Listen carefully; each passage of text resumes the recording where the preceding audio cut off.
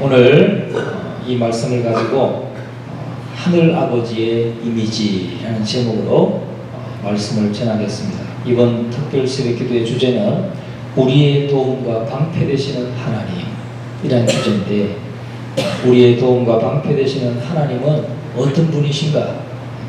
또 그 하나님에 대해서 우리가 조명해 봄으로써 은혜를 나누고 그 하나님 앞에 나아가서 우리가 때마다 일마다 도움을 받을 수 있기를 간절히 축원합니다. 여러분은 하나님 아버지에 대해서 어떤 하나님 아버지 하면 어떤 이미지가 떠오릅니까? 우리가 하나님과의 관계가 아버지, 하늘 아버지 또는 하나님 아버지 하면은 떠오르는 이미지가 있을 거예요. 그 이미지가 우리의 신앙에 큰 영향을 끼친다는 것입니다. 여러분, 화가들이 어떤 초상화를 그릴 때 가장 먼저 그리는 것이 뭔지 아십니까? 대부분은 윤곽선을 먼저 그립니다. 동그라미 초상화를 그린다면 얼굴 형태를 동그라미 그려놓고 거기에 십자가 형태 모양의 이렇게 윤곽선을 그리죠. 그리고 눈썹도 그리고 눈을 그리고 그 다음에 세로선에는 코를 그리고 이렇게 대부분 그렇게 그립니다. 그래서 이 윤곽선은 기초가 될 뿐이지 그 자체가 아름답거나 원래 그리려던 사람과 닮은 것은 아닙니다. 그러나 정확한 구조와 면적을 나타내기 위해서 반드시 필요한 것이 윤곽선을 그리는 것입니다. 우리가 지금부터 하늘아버지에 대해서 정확하게 그리기 위한 윤곽선에 대해서 말씀을 드리고자 합니다.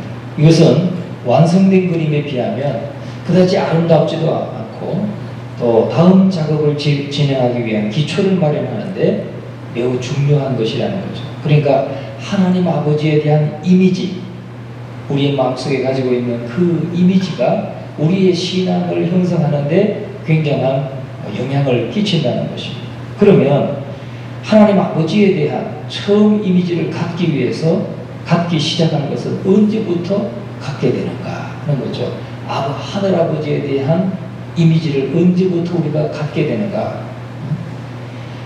사람은 하나님에 대해서 이해할 수 있는 능력을 갖기 이전부터 하나님 아버지에 대한 시각을 갖게 된다는 연구 결과가 있습니다. 사람은 부모 자식과의 그 관계를 맺어가기 시작할 때부터 하나님과의 관계, 이 하늘 아버지와의 관계도 이해하기 시작한다. 아이가 태어나가지고 엄마, 아빠를 이해하기 시작할 때 그때 벌써 하나님과의 관계도 맺어진다는 거죠. 하나님 아버지와의 관계에 대한 이해를 갖기 시작한다. 이해를. 그 무렵부터 어떤 것을 이해할 수 있는 깊은 경향을 형성하기 시작한답니다. 그러므로 부모에 대한 이미지는 하늘아버지에 대한 이미지를 형성해 나가는데 영향을 끼친다는 것입니다. 그래서 어떤 사람들은 아버지 하면 참 인자하고 참 고마운 아버지 이렇게 이미지를 갖는 사람들이 있죠. 제가 전에 군에 있을 때 보니까 정말 군생활에 군생활 정말 힘들고 적응하지 못하고 사람들과 관계하지 못하는 친구들은 아버지한테 많이 맞았다는 거예요. 아버지한테 되면 아버지 하면 그냥 늘 폭력, 술 드시고 술 취하고 늘 폭력을 행사하는 아버지로 딱 박혀있기 때문에 다른 사람과의 관계가 어려운 거예요. 그런 걸 봤어요. 그러니까 어린 시절에 부모님께 대한 이미지는 하나님 아버지에 대한 이미지를 형성해 나가는데 영향을 끼친다는 것입니다. 또 어린 시절의 그런 인식은 어른이 되어서도 바뀌지 않고 그대로 간직된다는 거죠. 그래서 필립스라고 하는 학자는 이런 영향을 부모로부터의 유물이라 그렇게 부릅니다. 그러니까 한 집이 있습니다. 그리고 창문이 있는데 이 아이가 창문을 통해서 이제 세상 밖에 있는 사람들과 세상에 어떻게 사람들이 지나가는지 이런 걸 보는 거 아니겠어요? 그런데 어느 날 갑자기 돌이 막 창문 하나 있는 창문으로 돌이 막 던져져 날아온다는 거예요. 그러면 몇 개의 돌들이 창문으로 날아드는 그런 경험을 하게 된다는 거죠.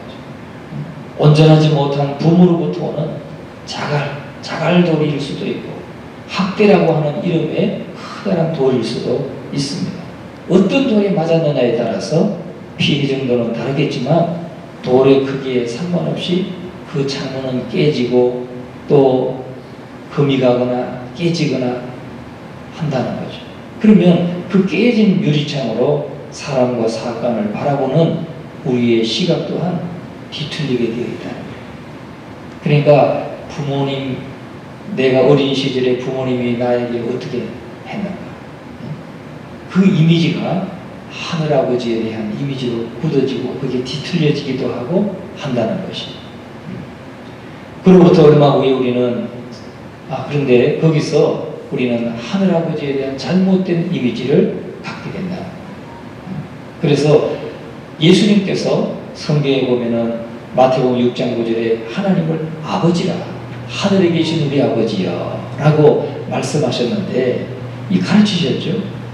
그러면서 그 얘기를 들으면서 이 육신의 그 부모님을 통해서 학대를 받았든지 늘 매를 맞았든지 또 늘 이렇게 꾸지람을 듣고 질책을 들으면서 맞았든지 하면 그 아버지에 대한 이미지가 뒤틀어져 있다. 그래서 하나님 아버지 하면 하나님 아버지가 싫은 거예요.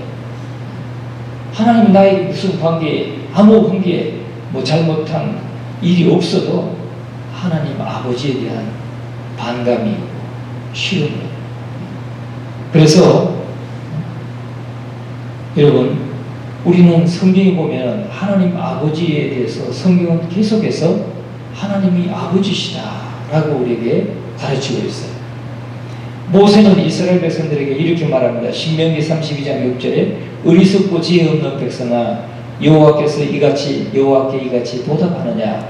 그는 내 아버지시요 너를 지으신 이가 아니시냐? 그가 너를 만드시고 너를 세우셨도다. 모세도 이스라엘 백성들을 향해서 하나님을 내 아버지시다, 너를 만드신 이시다, 이렇게 아버지라고 가르쳐요. 구약 성경에도 여러 번 하나님을 아버지라고 말씀하고 있고 예수님도 아버지라고 말씀하셨는데, 예수님이 하나님을 아버지라고 말씀하시기 전에는 이게 별로 부각되지 않았어요. 그런데 예수님이 하나님을 우리 아버지라, 바로 너희 아버지라, 이렇게 말씀하면서 이게 아버지에 대한 가르침이 부각되었습니다. 요한복음 20장 17절에 보면 예수님께서 그렇게 말씀하셔요. 예수께서 이르시되 나를 붙들지 말라. 내가 아직 아버지께로 올라가지 아니하였노라. 너는 내 형제들에게 가서 이르되 내가 내 아버지 곧 너희 아버지, 내 하나님 곧 너희 하나님께로 올라간다 하라. 그렇게 말씀하십니다. 예수님이 막달라 마리아에게 부활하신 후에 첫 마디가 그 말씀이에요. 내가 아직도 아버지께로 올라가지 아니하였더라. 내가 내 아버지 곧 너희 아버지. 그러니까 예수님은 하나님을 아버지로 지금 소개하고 가르치고 있습니다. 이처럼 하나님을 아버지로 묘사한 것은 요한계시록에 이르기까지 계속됩니다. 그래서 하나님의 이미지와 아버지의 이미지를 동일시하는 것은 당연하게 되는 것이죠. 그래서 여러분이 먼저 지금 하나님 아버지에 대해서 하나님 아버지에 대한 그 이미지로 가지고 있는 그 이미지는 우리 육신의 부모님과의 그 관계 속에서 형성된 이미지로 보기가 쉽다 하는 것입니다. 그렇기 때문에 우리가 두 번째로 생각해 봐야 될 것은 하나님 아버지에 대한 바른 이미지를 갖기 위해서 시각을 바꿔야 된다는 겁니다. 그러니까 내 육신의 부모님이 짜증을 자주 내고 나에게 뭐든지 하는 질책을 하고 꾸짖고 칭찬은 하지 않고 늘 꾸짖고 이렇게 했다면 이미 내가 하나님 아버지에 대해서도 그렇게 생각하기 쉬워요. 그러니까 그런 이미지를 우리가 바꿔야 된다는 것입니다. 문제는 우리 중에 누구도 완벽한 부모를 가진 사람이 아무도 없다는 거예요. 완벽한 부모를 가진 분이 여기 아무도 없다는 거예요. 그러면 오늘 저와 여러분이 하나님에 대한 이미지가 다 온전하지 않을 수 있다. 저를 비롯해서 우리 모두가 다 우리 부모님을 통해서 형성된 하나님 아버지에 대한 이미지를 가지고 지금 하나님을 섬기고 있기 때문에 여기에 우리의 문제가 있다는 것입니다.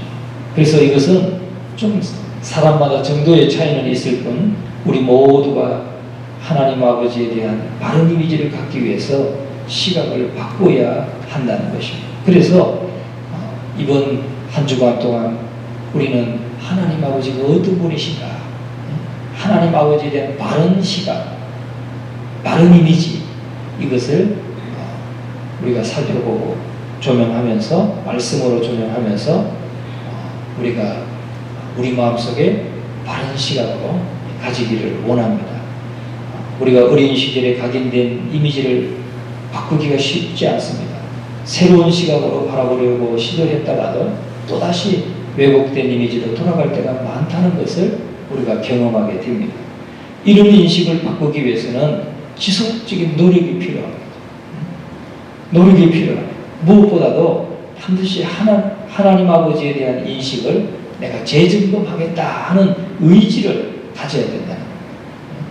지금까지 우리 신앙생활을 하면서 난 뭐 잘하고 있는데 내가 뭐 바꿀 게 뭐가 있어? 이렇게 생각하시면 안 되고 우리의 부모님이 다 완벽한 부모님이 아니었기 때문에 나에게 직접적으로나 간접적으로 정말 그런 영향을 끼쳐서 나도 모르게 하나님께 대한 이미지가 뒤틀려져 있을 수 있다 하는 이 시각을 가지고 내가 하늘아버지에 대한 인식을 이번에 재점검하겠다 하는 의지를 가지고 우리가 이 말씀을 대하기를 간절히 바랍니다. 또 사단은 이 세상의 모든 것을 왜곡시켰어요. 사단은 왜곡시켰듯이 부모와 자식과의 관계도 왜곡시켜 놓았다는 거예요. 다시 말하면 사단이 하나님에 대한 올바른 이미지, 올바른 인식을 하지 못하도록 우리의 생각을 이렇게 왜곡시켜 놨다는 거죠. 요한복음 8장 44절에 말씀합니다. 그는 처음부터 살인한 자요. 진리가 그 속에 없으므로 진리에 서지 못하고 거짓을 말할 때마다 제 것으로 말하느니 이는 그가 거짓말쟁이요 거짓의 아비가 되었습니다. 마귀는 처음부터 살인한 자고 그 속엔 진리가 없고 거짓을 자기 것으로 말한다는 거예요. 그러니까 마귀는 말할 때마다 그 진실한 게 아니에요. 말할 때마다 거짓이라는 거예요. 마귀는 거짓말쟁이고 거짓의 아비다. 그러니까 마귀는 우리가 이렇게 하나님께 대한 올바른 이미지를 갖지 못하도록 자꾸 하나님에 대해서 올바른 인식을 하지 못하도록 왜곡시킨다는 거죠. 마귀는 우리가 하늘아버지에 대한 진실을 알게 되기를 절대로 원하지 않습니다. 그는 우리의 인식을 왜곡시키기 위해서 부모나 조상을 통해서만 아니라 우리가 속해 있는 세상을 통해서도 접근해서 하나님께 대해서 올바른 인식을 하지 못하도록, 그래서 어떤 재난이 나면 다 하나님 책임으로, 물론 하나님이 하나님의 주권하에 있기 때문에 하나님이 허락하시기 때문에 일어나는 일일 수 있지만 다 하나님이 우리를 그렇게 하는 것은 아니거든요. 그런데 하나님에 대해서 올바른 인식을 하지 못하도록 사단은 왜곡한다 하는 것입니다. 우리가 그 사례를 나사로와 또 마르다와 마리아, 그 남매와 예수님과의 관계 속에서 우리가 볼 수가 있어요. 이 마르다도 그랬고 그녀의 동생인 마리아도 마찬가지였습니다. 그 오라버니 나사로가 죽을 병에 걸렸을 때 그들은 예수님께 사람을 보내어서 어서 와달라고 요청했어요. 왜 그러냐면 그들은 예수님이 병든 자를 고치는 것을 목격했기 때문에 예수님께서 계셨다면 우리 오라버니가 죽지 않고 살 수 있겠다. 그래서 예수님께 요청을 합니다. 빨리 와달라. 그런데 예수님은 머무시던 곳에서 그 전가를 받고도 이틀이나 더 머무시고 더 지내시다가 그들이 살고 있는 베다니로 향해서 길을 났습니다. 요한복음 1장 11장 6절의 말씀. 예수님이 도착했을 때는 나사로가 이미 죽은 지 나흘이라 그랬어요. 나흘이라고 했어요. 그래서 이 예수님을 만난 마르다가 흐느낍니다. 주께서 여기에 계셨더라면 내 오라버니가 죽지 아니하였겠나이다. 이렇게 흐느끼 울죠. 여러분, 예수님께서 많은 병자를 고치시고 죽은 자도 살리시는 그런 능력이 있으신 것을 보았으면, 우리 오라버니가 지금 나사로가 죽었지만은 예수님 오시면 사실 살게 하실 수도 있겠구나, 이렇게 믿어야 되는데 그게 아니고 왜곡된 이미지를 가졌다는 거죠. 주께서 여기 계셨더라면 내 오라버니가 죽지 아니하였겠나이다 라고 탄식하는 것입니다. 마리아도 마찬가지예요. 32절에 보면 주께서 여기 계셨더라면 내 오라버니가 죽지 아니하였겠나이다. 같은 말을 했어요. 그들이 한 말은 이렇게 바꾸어 볼 수가 있어요. 저희가 그토록 당신을 필요로 하는 순간 예수님 당신은 어디 계셨습니까? 이렇게 바꿔볼 수 있어요. 저희가 처한 상황에 대해서 어쩌면 그렇게도 무관심할 수가 있습니까? 전가를 받았으면 좀 빨리 오셔서 죽지 않도록 병을 낫게 해주시지, 이렇게 생각할 수가 있다. 친구의 일에 조금이라도 관심이 있으십니까? 이렇게 원망할 수가 있다는 것입니다. 마리아와 마르다의 깊은 슬픔을 보신 예수님은 뭐라고 합니까? 우셨다고 했어요. 우셨더라. 예수님께서 우셨다고 하는 표현이에요. 예루살렘을 보시면서도 우셨고, 나사로가 죽었을 때 그렇게 마르다와 마리아가 말할 때 예수님이 우셨다고 했어요. 그런데 요한복음의 그 구절을 원어로 보면은 예수님이 그저 눈물을 글썽일 정도가 아니에요. 예수님이 눈물을 글썽일 정도로 눈물 지은 것이 아니고 경련을 일으킬 정도로 흐느끼 우셨다라는 뜻이에요. 경련을 일으킬 정도로. 그러면 예수님은 왜 그렇게 깊이 흐느끼셨을까요? 그 광경을 본 사람들이 그렇게 말합니다. 예수님이 나사로를 그만큼 사랑했기 때문에 저렇게 우시는구나, 이렇게 생각했다고 했어요.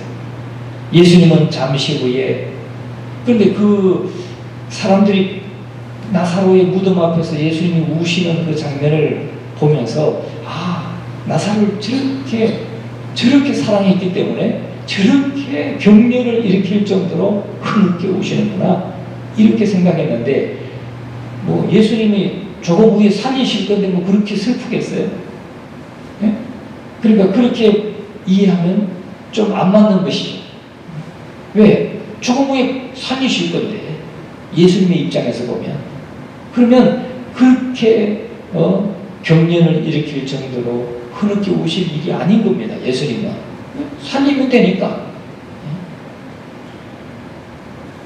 또 어떤 사람은 마르다와 마리아의 입장을 동정했기 때문에 그렇게 울었을 것이다 라고 말하는 이도 있습니다. 그러나 이것을 잘 생각해 보면 예수님이 그렇게 깊이 감정을 표현한 가장 근본적인 이유는 뭐냐면, 바로 친구들조차도 예수님 자신이 누구인지 제대로 알지 못하고 있었기 때문이라고 우리가 생각해 볼 수 있어요. 그렇게 오랜 3년이면 3년, 아니면 그 오랜 동안 친구로 지내면서 가까이 지내고, 예수님이 병든 자를 고치시고 또 죽은 자도 낫게 하시나 살리시고 하는 그러한 예수님을 보면서 하나님의 아들이구나, 이분은 전능하신 하나님이시구나, 이것을 알아야 되는 것인데 그 가까운 친구마저도 알지 못했을 때, 그래서 예수님께서 우셨다는 사실이죠. 그들은 예수님이 부활이요 생명이라는 사실을 이해하지 못했어요. 그렇게 많은 시간을 함께 보냈음에도 불구하고 그들은 예수님의 참모습을 이해하지도 신뢰하지도 못했다는 겁니다. 여러분, 오늘 우리가 지금 예수님을 오랜 세월 믿고 섬기고 따릅니다. 10년 섬기신 분도 있고, 1년도 안 되신 분도 지금 여기 나오고 계세요. 지금 몇 개월밖에, 예수 믿은 지 몇 개월밖에 안 되신 분도 계세요. 근데 여기에 수십 년 동안 주님을 믿고 섬기면서도 예수님에 대해서 올바른 참모습, 예수님의 참모습을 이해하지도 못하고 또 신뢰하지도 못하는 그런 분이 계시다면 주님이 흐느끼고 오신다.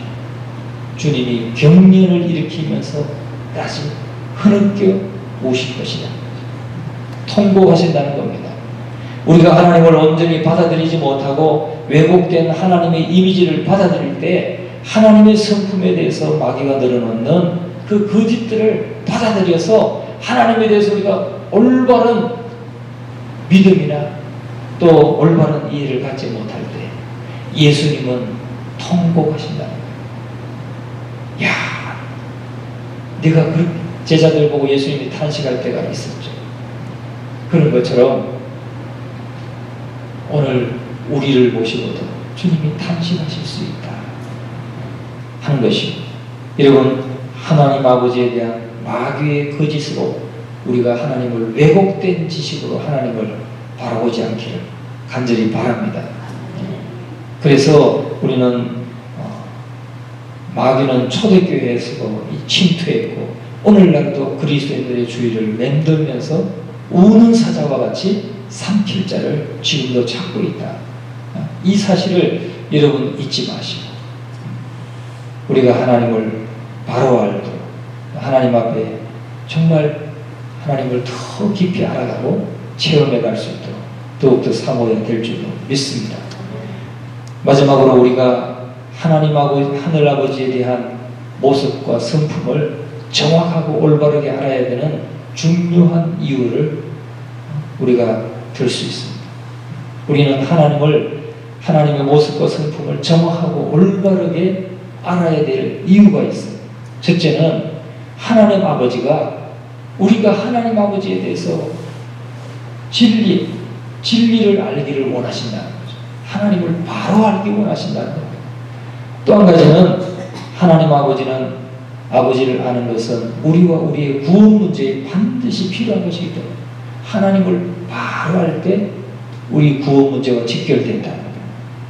하나님 아버지에 대해 정확히 알게 될 때 우리는 그분이 주시는 구원의 선물에 대해서 진정으로 감사할 수가 있게 됩니다. 진정으로 감사할 수 있게 됩니다. 하늘아버지가 우리를 얼마나 사랑하고 있는지 경험하게 될 때 우리는 묶임에서 벗어나서 자유롭게 됩니다. 그 사랑 안에 머물 수 있고 다른 형제자매와도 그 사랑을 나눌 수가 있는 것입니다. 그러니까 하나님 아버지에 대한 관계, 이 부모와의 관계, 이것이 바로 이루어져야 형제와의 관계, 이웃, 다른 형제자매와의 관계도 이 사랑으로 맺어질 수가 있다는 거죠. 뭔가 왜곡되고 뒤틀어져 있으면 항상 모든 것에 우리가 갈등이 생기고 또 관계가 깨지고 하는 것을 볼 수 있지 않습니까? 여러분, 하나님 아버지의 형용할 수 없는 사랑 앞에서 낮아질 때 자신이 얼마나 가치없는 존재였는가를 깨닫게 됩니다. 그분의 돌보심 안에 거할 때 자신이 얼마나 소중한 사람인지 느끼게 됩니다. 하늘아버지가 어떤 분이라는 것을 알게 될 때 비록 그분을 완전히 이해하지 못한다 할지라도 온전히 신뢰하게 되는 것입니다. 하늘아버지의 참모습을 알고 받아들일 때 최고의 영적 건강, 정서적 건강을 갖게 된다는 것입니다. 그래서 오늘 첫 시간으로 하나님 아버지에 대한 올바른 이미지, 오늘 본문은 뭐라고 제시합니까? 무릇 하나님의 영으로 인도함을 받는 사람은 곧 하나님의 아들이라, 하나님의 딸이라. 여러분, 하나님의 아들, 하나님의 딸, 하나님의 자녀가 누굽니까? 하나님과 어떤 관계가 맺어진 사람을 하나님의 영으로 인도함을 받는 사람이 하나님의 아들이요 하나님의 딸이라. 여러분, 하나님의 영으로 인도함을 날마다 매 순간마다 받고 있습니까? 그게 하나님과 올바른 관계가 맺어진 사람의 모습입니다. 너희는 다시 무서워하는 종의 영을 받지 아니하고 양자의 영을 받았으므로 아빠 아버지라 부르짖느니라. 여러분, 하나님을 아빠 아버지라고 부를 수 있습니까? 제가 맨날 이 군대 얘기해서 죄송해요. 근데 뭐 제가 걸어온 길이니까, 제가 경험한 일이니까 말씀 안 드릴 수가 없어요. 제가 초임 때 우리 주의관이 집사님 아들이었는데, 목사님 아들이셨는데, 그것도 안식교 목사님 아들이었어요. 안식교 목사님 아들이었는데, 이분은 그래도 우리 주일날 예배를 드리고 전혀 안식교 일은 나타내지 않고, 아마 군대 안에서 개종을 해서 그렇게 하신 것 같아요. 그분이 한 번은 기도를 시켰더니, 주일 낮 예배 기도를 하는데 너무 제가 표현하기 어려울 정도로 아주 뭐랄까 지극히 높고, 뭐 우리가 흔히 말하는 표현하기 어려워요. 절대자 되시며 조물주 되시며 절대자 되신 제1원인, 이 철학적인 용어를 막 쓰는 거예요. 여러분, 하나님에 대해서 제가 지금 그 생각이 나는 거예요. 여러분, 하나님에 대해서 막 그냥 절대자 되시고 막 이렇게 철학적인 용어로 사용할 만큼 관계가 멀게 느껴지잖아요. 관계가. 그런데 이렇게 하나님의 영으로 인도함을 받는 하나님의 자녀들은 무서워하는 영을 받은 것이 아니라 양자의 영, 우리 아버지라는 거죠. 하나님이 우리 아버지라는 거예요. 그래서 아빠 아버지라고 부르지느니라. 이것은 하나님과의 관계가 그만큼 친밀하다는 것을 말하는 거죠. 친밀한, 하나님과 나와의 관계가 친밀한 관계. 그래서 하나님을 아빠 그렇게 부르는 거죠. 여러분, 이 유치원생 꼬맹이가 못하면서 아버지 한다든지 아버님 한다면 여러분 얼마나 그거 어색합니까? 그럼 그 관계가 얼마나 좀 뭔가 좀 거리가 있다는 게, 아버지하고 거리가 있다는 게 느껴지잖아요. 제가 두 번째 근무한 부대에서는 이 보혈이라고 하는 아이가 있었어요. 남자애 보혈이. 그때 그 아버지가 여기 오셨어요. 우리 교회 한번 오셨는데 보혈이라는 아들이 있었어요. 이 아이가 벌써 유치원 다니고 있는데 항상 보면 아버지 그러는 거야. 아버지. 다른 아이들은 전부 다 아빠 하는 거야. 그래서 우리가 막 웃었던 적이 있어요. 여러분, 하나님을 어떤 이미지로 있습니까? 오늘 본문의 말씀은 아빠 아버지라. 여러분, 우리가 하나님 앞에 기도할 때마다, 하나님을 생각할 때마다 아빠라고 부를 수 있는 그런 친밀한 관계, 하나님에 대한 따뜻한 이미지, 바른 이미지를 가질 수 있기를 주의 이름으로 축원합니다. 오늘 16절에 보니까 성령이 친히 우리 영혼과 더불어 우리가 하나님의 자녀인 것을 증언합니다. 하나님의 자녀인 것을 증언합니다. 성령이, 또 우리 영이, 우리가 하나님이 우리의 아빠가 되시고 우리는 하나님의 사랑받는 자녀다, 이러한 것을 증언한다는 것이죠. 오늘 첫 시간으로 정말 이 하늘아버지, 우리의 도움과 방패 되시는 하나님, 그 아버지가 어떤 분이신가 생각할 때 아빠 아버지라 부를 수 있는 우리 모두의 관계가 되시기를 주님의 이름으로 축원합니다.